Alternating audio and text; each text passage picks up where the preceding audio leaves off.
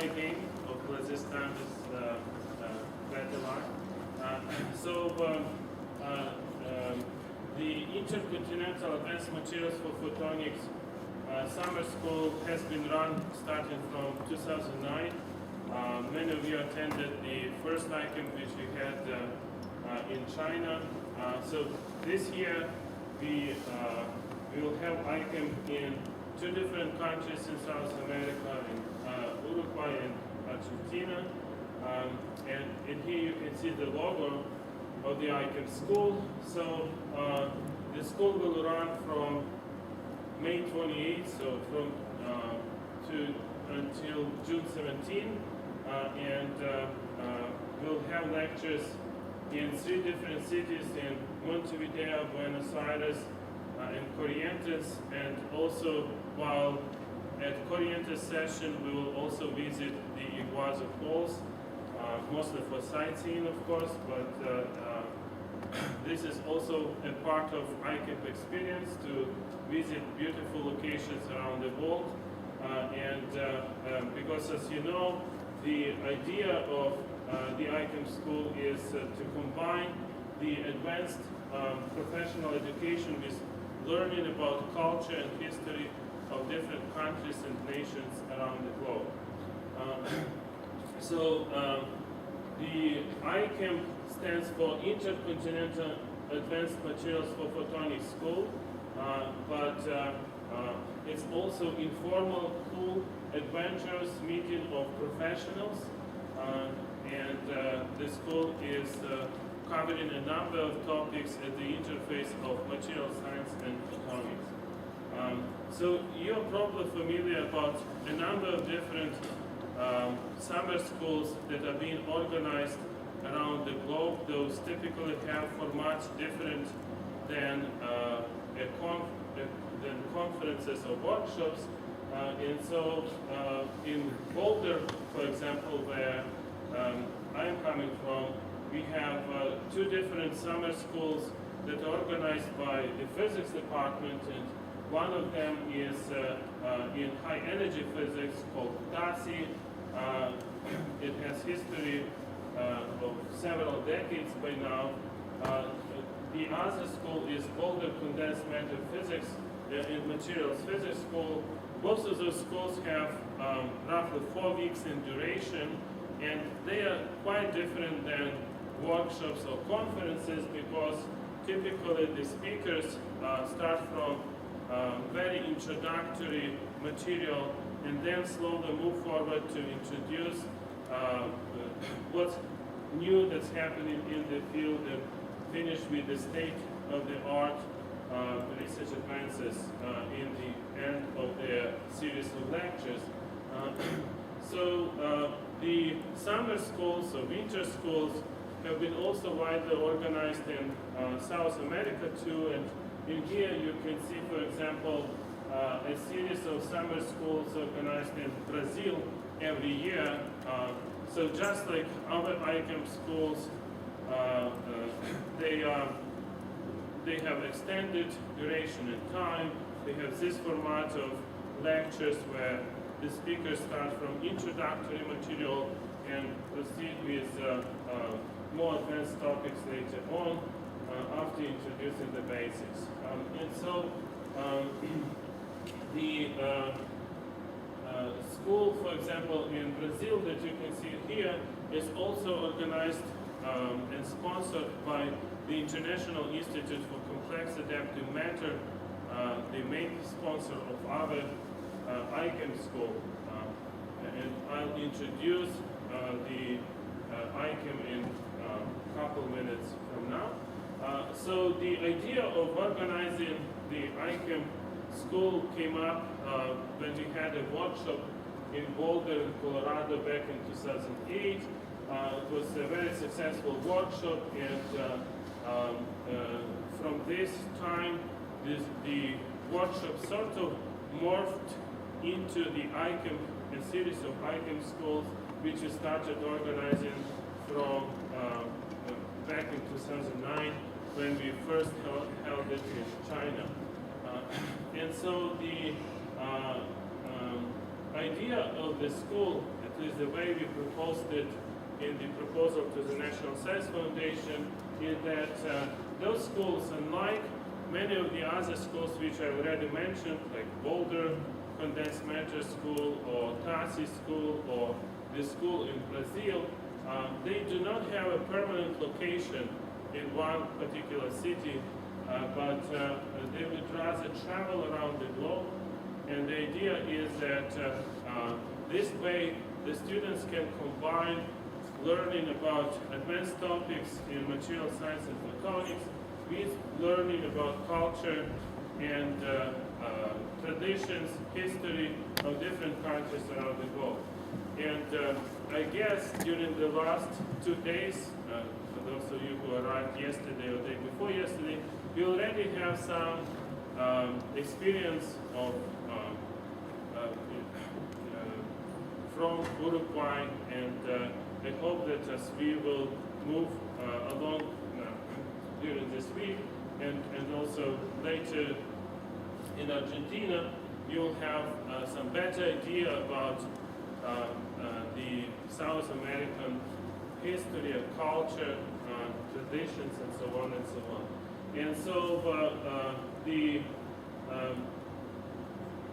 idea for the future of ICAM is that it will travel back and forth between different continents, different countries around the globe, and as I mentioned already, the main sponsor of the ICAM school is the International Institute for Complex Adaptive Matter, the logo of which you can see here on this slide. So the main webpage of this is a snapshot of the main webpage of the ICAM school, and so as I already mentioned, the first school was organized in China. It was held in 4 different cities, Hangzhou, Shanghai, Qingdao, and Beijing. And so during the 3 weeks of the school, we moved from city to city. We held lectures in many different universities, and in addition to learning about many different topics in material science and photonics, we learned about culture of China at that time. The next ICAM was held in Australia.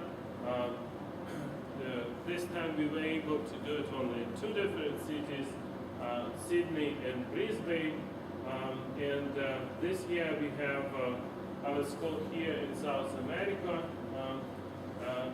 And you can see that we already covered a couple continents. Next year, the school will be organized in the United States, and so this way, hopefully, the ICAM participants will be introduced to many different countries and cultures around the globe, in addition to being introduced to advanced topics in material science and photonics. So this is the first ICAM school that we had back in 2009. As I already mentioned, it was held in 4 different cities. It was very interesting, fun experience, and I guess it was quite enjoyable for students. So the main events of and features of the ICAM schools include a combination of everything that I have listed in here on this slide. So we have lectures and poster sessions. Those are, of course, most common features of schools and workshops and conferences. But another important feature is that we have real-time webcast of the presentations and lectures from those schools. So that means if there are students from around the globe who are not able to attend these schools on site, they can watch those lectures in real time. Although I must say that while testing the internet connection yesterday, we saw it's not quite real time. There was at least 3 seconds of delay as we were trying to watch the webcast on another computer, but it's close to real time. So it's a little bit possible delay, right?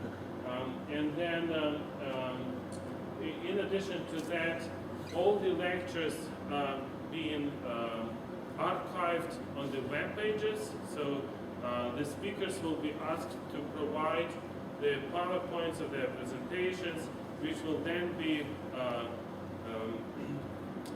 combined with the videos of the lectures that will then be posted on the web pages, and students or whoever would be interested in those lectures in future can simply go to the web page and watch them many years after the ICAM school.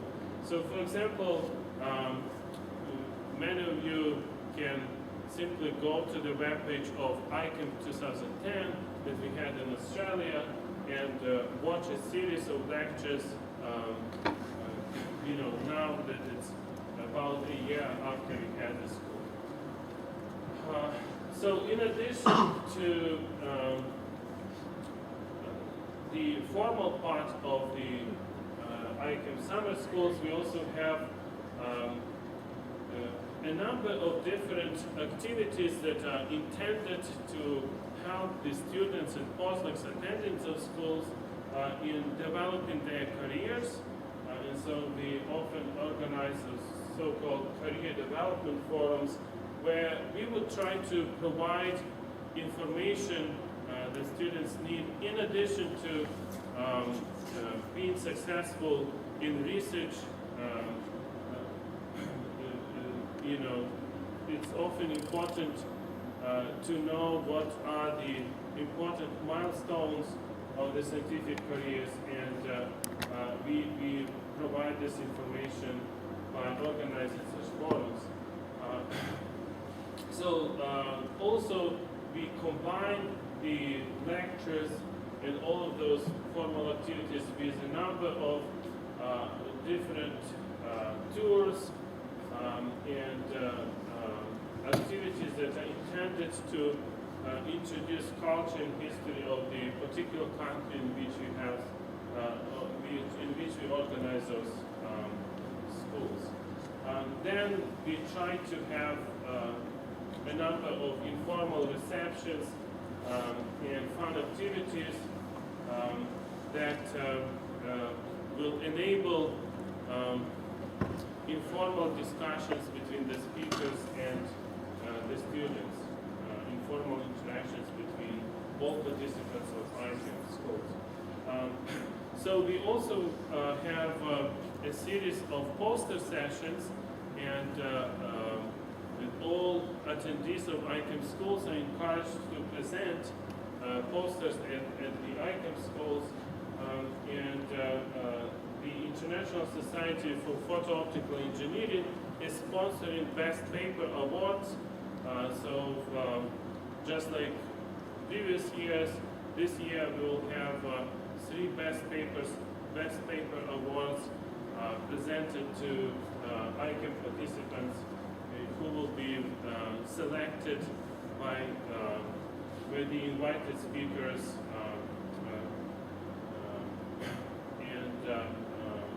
so there will be 1 award per each poster session, in total 3 of such awards. All right, so as I already mentioned, ICAM is not just on the lectures, although this is a big part of those series of schools. We have a large number of lectures in the course of 3 weeks, but in addition to that, there are many fun activities, and here you can see snapshots of what we had back in China. So there were some calligraphy lessons, dancing lessons, and a lot of different tours, including in here, for example, you can see a tour to the Great Wall, the Olympic Center in Qingdao, and so on and so on. In here you again can see a number of tours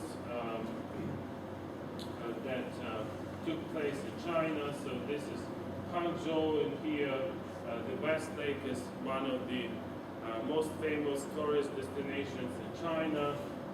In here you can see the picture next to the Forbidden City, in the Forbidden City, you know, and the tours to companies, the Olympic Center, the light source, advanced light source, and so on and so on.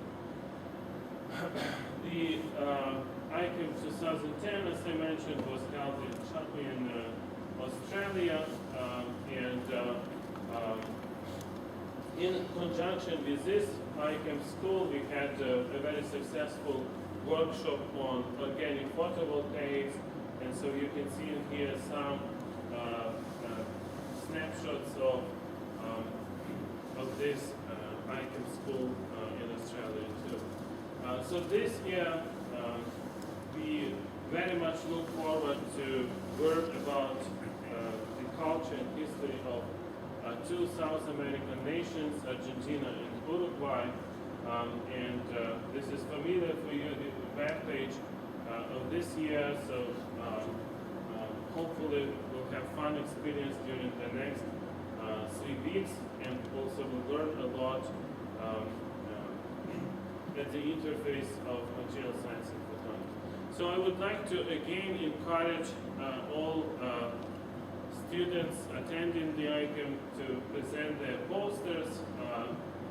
Those are the snapshots of what we had for the poster session back in 2010, and the 3 best paper awardees from different countries have received best paper awards in 2010 and also in 2009. And again, as I mentioned already, we'll be awarding best paper awards this year again. So again, some more snapshots of what we did in addition to lectures in Australia in 2010. So we had barbecue, primarily organized by students. We also had soccer games, football games, and a number of receptions and other fun activities that helped us to understand the Australian culture and history at that time. Now, what's important to mention is that the students are typically not only just passive participants of those schools, they actively take part in organization of many activities, and in particular those activities that look probably the most exciting and fun have been all organized by students. So those are snapshots from different years, China and also Australia, and I think that this is an important part of the ICAM school. So last year, as I mentioned already, we recorded all the lectures of the ICAM schools, and they are currently available on the web pages of ICAM 2010 for viewing. So Rahul Trivedi and Dr. Lee, Teru Lee, were the 2 webcast coordinators. This year, the webcast and video archiving will be done by Paul Ackerman and Tyler Winfield, who are back there with operating the cameras. So they will be asking the invited speakers to provide the PowerPoints or PDF files of their presentations, and later on they will be all archived on the web pages of the ICAM school, so that many years from now, you know, the interested students will be able to simply go to the web page and watch a video of the presentation in parallel with the viewing PowerPoint slide of this particular lecture. So, as I mentioned already,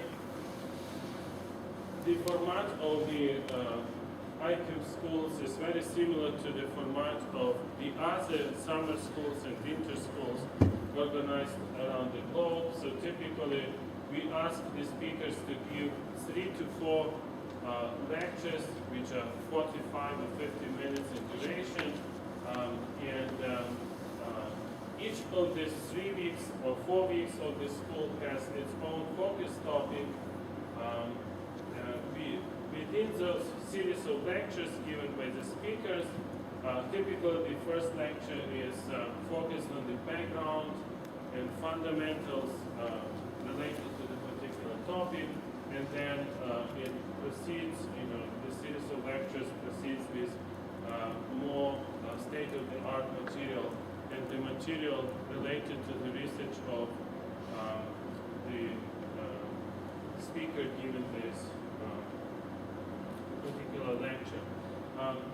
Next year we will organize the ICAM school in Boulder, Colorado, and this school will have a new feature compared to what the current and previous schools had. And this feature will be that we'll have at least one lecture on social aspects and impacts. And it does make sense to do it for this particular topic of the school, which we'll have next year, because renewable and sustainable energy is this topic, in addition to scientific aspects, also has a lot of social and societal aspects too. And so in terms of the topics, in here you can see, for example, the topics of the ICAM schools that we had in 2010 in Australia. So the topics of the school are quite different for each of the 3 different weeks. And so, for example, in 2010, the first week was focused on nonlinear optical materials, photonic crystals, and matter materials.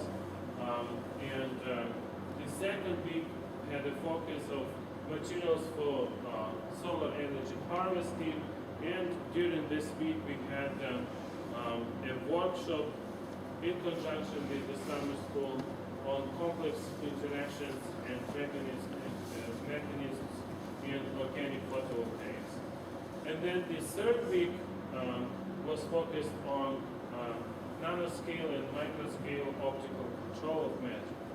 Right? So just like this, we have a number of focus topics for the current ICAM school here in South America, and as you know, the first week is the focus topic is the advanced mechanisms of interaction of light and matter, which include imaging and manipulation, as well as solar energy conversion. So as I already mentioned, the next ICAM school will be held in Boulder, in Colorado. So there is already a logo of this school, which, however, does not show up in here, likely because of a different resolution than what projector can project of that image particular. So although the dates of this school have not been set yet, it's already determined that the school will take place in Boulder, Colorado, and the focus topic of the school of the 4-week ICAM school next year will be on renewable and sustainable energy, in particular solar energy in particular. So we still have to go through 3 weeks of current ICAM school, but I already would like to welcome you to the next school in Boulder, in Colorado. Now I would like to tell a few words about the funding of the ICAM schools. So as I mentioned already, the main sponsor of the ICAM school is the International Institute for Complex Adaptive Matter. This is and International Materials Institute, sponsored by the National Science Foundation, which provides $40,000 to support the students and speakers primarily. The other sponsor of the schools is International Society for Photo-Optical Engineering, which provides the Best Paper Awards, and I already encouraged you to present the posters so that you can be considered for one of those awards. And then there are a number of other sponsors which vary from year to year, and the logos of those sponsors you can see in here. So they all provide different support, and as I mentioned already, those sponsors are different from year to year. So, for example, the International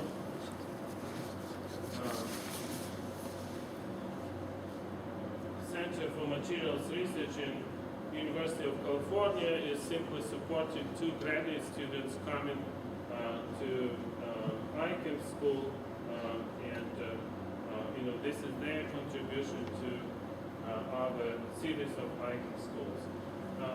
And so many of those sponsors you can see here are either in Argentina or in Uruguay. Some of them are also in the United States. So, but as I mentioned, the main sponsor is International Institute for Complex Adaptive Matter, and I would like to spend just a couple minutes to tell you a little bit about this institute. This is an institute without walls, and there are branches of this institute in many different countries around the globe. Here in South America, there is a branch in Brazil, and also a newly established branch in Argentina, which has been formed just very recently. Hopefully, after the ICAM school, we maybe will also have a branch here in Uruguay. This is a webpage of the International Institute for Complex Adaptive Matter, and then here you can see Google map showing where the different branches of this institute are located. So, of course, many of them are in the United States of America. There is one in Brazil, and right now, basically a month ago or so, there was a new branch established in Argentina, which is not yet shown in here. And then there are branches in Europe and Asia, Australia, and as I already mentioned, a new one in Argentina. So this is just a list of U.S. Institutional branch members. You can see that top institutions in the United States are members, institutional members of this institute, for example, including MIT, Harvard, pretty much all universities of California system, and so on and so on. So the main goal of the institute is to support the conferences, workshops, and also international collaborations that would promote the interaction of U.S. Students and scientists in general with the scientists around the globe. And so the institute supports the provides the so-called exchange awards for junior scientists, which are typically advanced undergraduate students or graduate students and postdocs who can visit research labs in other countries for a duration of 2 to 12 months to do some collaborative research. And so the International Institute for Complex Adaptive Matter will provide funding to support those kind of research visits. Then there are fellowships, which include postdoctoral fellowships and senior fellowships. The postdoctoral fellowships would typically provide complementary support for postdocs for the period of 2 years with the funding of $25,000 per year. So this is not the 100% of support. Obviously, depending on the country, the postdoc might need more for salary and benefits and so on, but it's a complementary support which is intended to promote those international collaborations and also collaborations within a particular country, like the United States, for example. Then there are also travel awards, which are awarded to graduate students and postdocs or undergraduate students, and they're intended to support them to attend the international conferences, which can be either organized by ICAM or organized by other societies and institutions.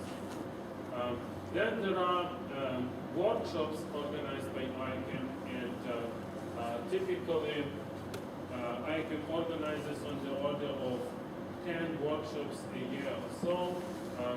The topics of those workshops are approved by the Science Steering Committee of the ICAM. Then ICAM also organizes a series of summer schools, just like our school. The ICAM school is just one of them, but there are schools in Carges, in Rio de Janeiro, in Bangalore, in India, and recently there is also one in United Kingdom. In addition, ICAM also supports a number of different outreach activities. For example, there is ICAMpedia, and I hope many of you had a chance to visit web pages of ICAMpedia. There are web pages of SuperNet and Emergent Universe, which are all intended to introduce different scientific topics to non-scientists. So the main thrust areas of the International Institute for Complex Adaptive Matter are soft matter, which includes liquid crystal, colloids, granule materials, photonic crystals, and a number of optical materials that are of course of relevance to this school.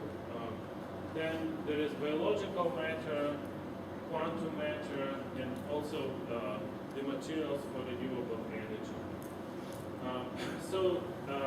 I'll show the maps which simply demonstrate the activities of the ICAM. The little dots and the lines connecting them show the research visits of U.S. Students and postdocs to different countries around the globe, and also the visits of students and postdocs from those countries to U.S. for research collaborations, which have been supported by those exchange awards. Right? So one of the goals of the ICAM schools is to promote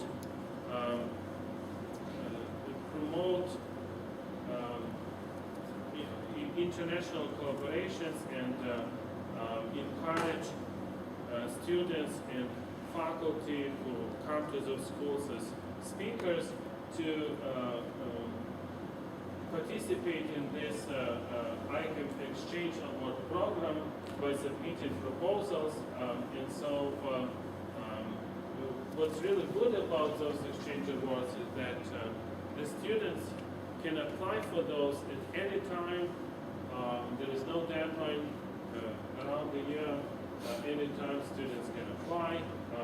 And the exchange awards will provide The travel is, will cover the travel expenses, will provide per diem, and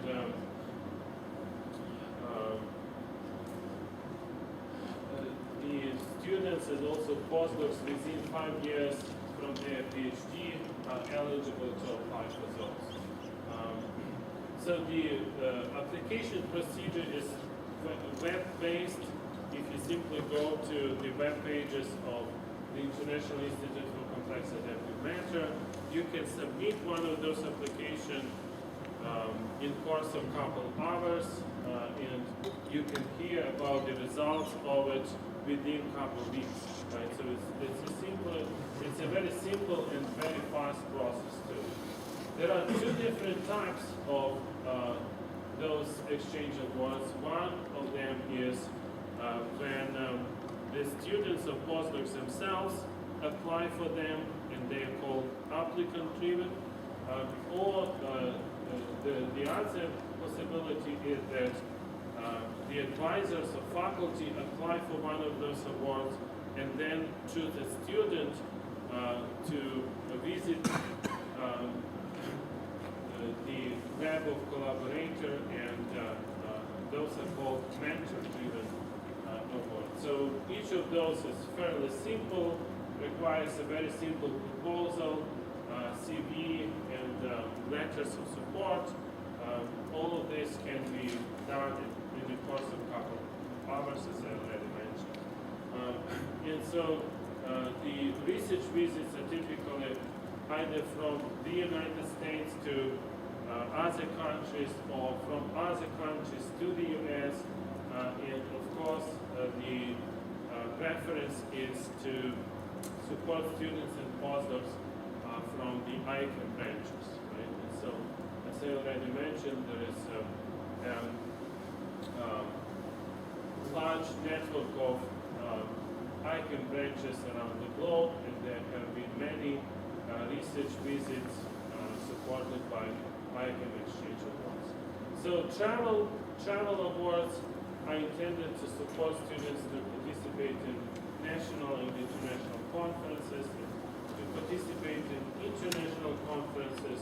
The students can get up to $2,500. To participate in national conferences, they can get up to $1,500. Right? Again, the application procedure is fairly simple, and so I think those travel awards are of interest for all students, all attendees of ICAM schools, and I would like to encourage to keep them in mind. Okay. So this is all I wanted to tell as part of the introduction to the ICAM school. I guess now it's time to give a couple of minutes for Raphael and Raphael. And later on during the ICAM school, we'll have a little bit more information about different programs of the International Institute for Complex Adaptive Matter. So if you have questions, please ask those informally. Later on you'll have an opportunity to learn more about those too. Okay, so.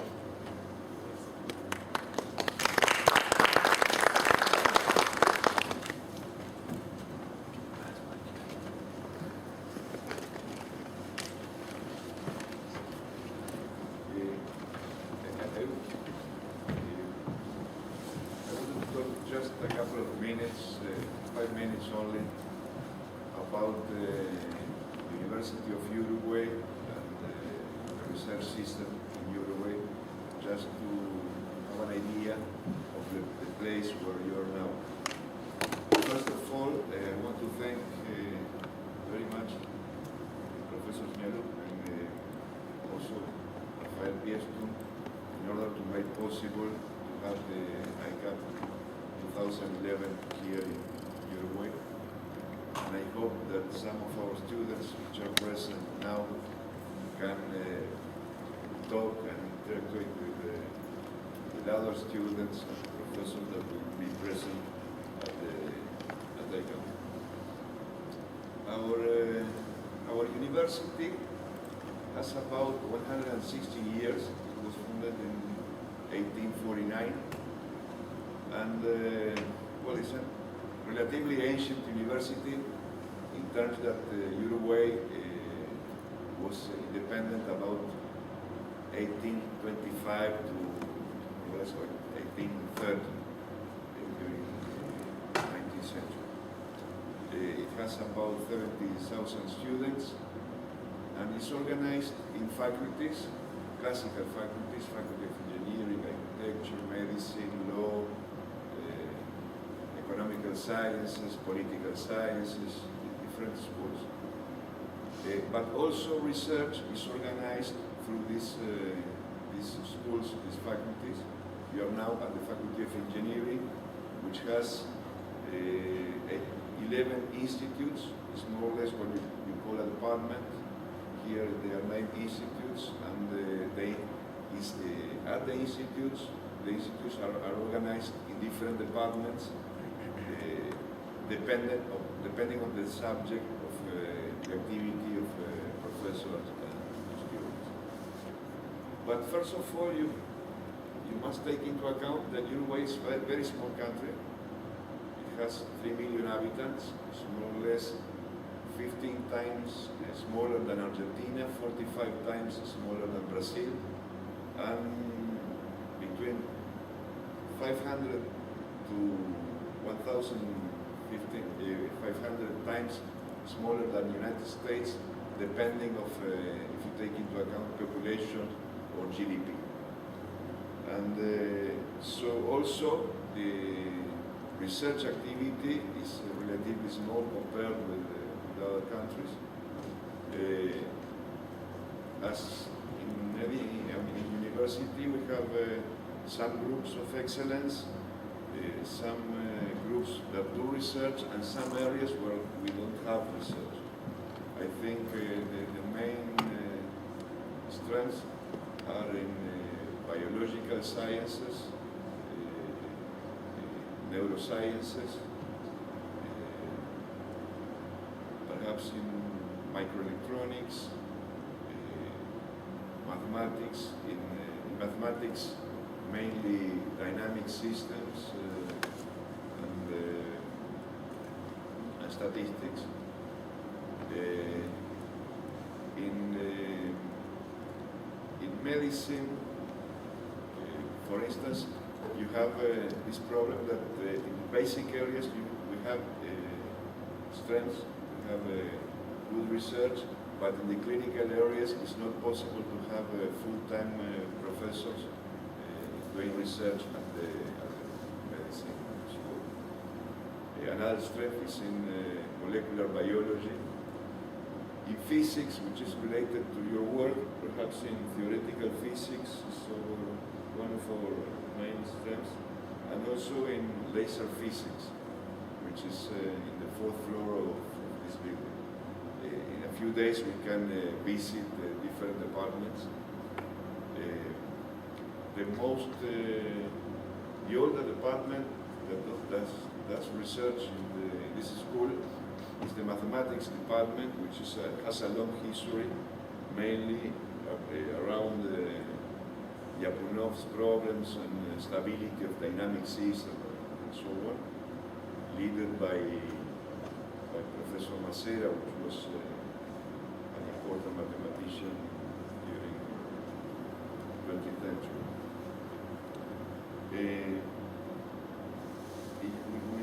This university, Universidad de la República, Spain, which stands as University of the Republic, is the main university, it's a public one. We have also, it's the only public university. We have also 4 small universities which are private.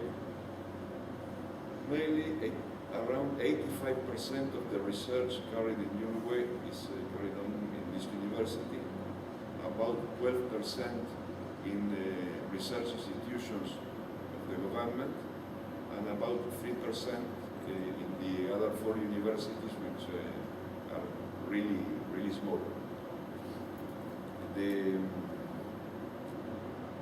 research funding in has now, in the last 4 years, changed quite a lot. A new system was organized, a new institutionality, new institutions of the government were created. Mainly, we have three institutions, let's call them institutions, that rule the funding of research. First of all, the Innovation Ministers Cabinet, which is the coordination of 5 ministers. First, now they are 6, which is the Secretary of Economy, the Secretary of Education and Culture, the Secretary of Agriculture, the Secretary of Industry, and a Secretary of Planning, the Presidential Office of Europe. They define the policies. They are advised by a council, which is named the CONICIT, National Science and Technology Council, and the agency that implements policies. There is an agency, a third institution, which is the executive part. It's an independent organism, but follows the rules of the ministers. Is named the National Research and Innovation Agency, and it has a budget, to have an idea, it has a budget of around $30 million per year, 24 of them from national budget and 6 of them from different sources. To have an idea, the budget of the university is more or less $170 million per year. So this gives you a size, and it is 85% of the research in Europe. So this gives you more or less the size of the institutions in Europe. This agency, the National Research and Innovation Agency, works something like NIH or NSF in terms that there are call for grants, funding for researchers, funding for scholarships, and so on. And there is a system which is named the National Researcher System, where all researchers are evaluated each 2 years, and they receive a small grant monthly. And to have an idea of the size of research in Uruguay, today the National Researcher System has about 1,400 members. So this is the national capability. So again, thank you very much for being here. Thank you very much for organizing the school here. And I will give the word to Rafael Pieston, which used to be my student many years ago.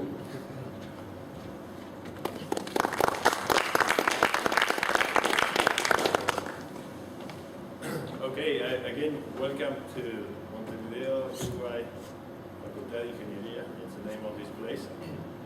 Yes, indeed, Professor Canetti, I took his class in control systems a few years ago. And I spent a few years also sitting on that side of this classroom. I want to encourage you to take advantage. Today is a strange day because it's Sunday, so nobody's around. It looks pretty sad. But during the week, we are going to see hundreds of students, so you will have an opportunity to interact with the students at the university. Also, the city offers a lot of opportunities in terms of cultural activities, concerts, theater, just walking around, soccer, basketball, get bigger. So take advantage of the visit. Today there's going to be a tour that's going to show you a glimpse of the city, probably the main places and history. We're going to be around, so if you have questions, but I encourage to, I think this is a unique experience, having a possibility of getting to see the country. Also, you have an opportunity to interact with professors like Ivan, Crisanti, and others that are coming regular basis, so through lunch, dinner, and different talks. So that's normally not the case when you take classes on a regular basis.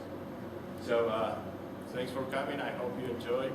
It's going to be a long 3 weeks, so to have fun. Unfortunately, I cannot stay all the time through conference in Argentina because I have to go to a different summer school.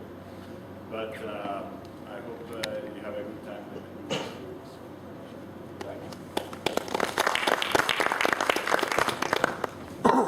So I just want to mention that we'll have a coffee break now. This will also give us a little bit of time to make sure that technology is working fine. So coffee is right outside of this lecture hall. We had planned to have 2 lectures, 2 of my lectures, right after this introductory session. We'll have just one, and the second one will be rescheduled for a little bit later time, which we'll announce later on, right? So that we'll not be pressed this time. And so let's reconvene in some 10-15 minutes after the coffee break.